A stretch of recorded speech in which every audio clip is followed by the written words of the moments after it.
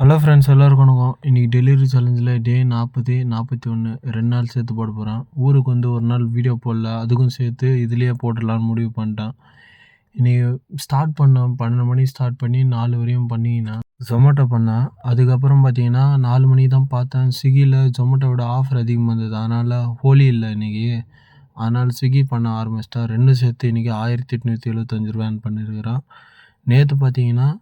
நேற்று ஃபுல்லாகவே ஜொமேட்டோ தான் பண்ணேன். 12 மணிக்கு ஸ்டார்ட் பண்ணி நைட்டு 10 மணி வரையும் பண்ணிங்கன்னா டோட்டலாக பார்த்தீங்கன்னா 1810 ரூபான்னு பண்ணிடுறேன். இதுதான் இப்போது ஒர்க் அவுட்டில் என் கண்டிஷனு.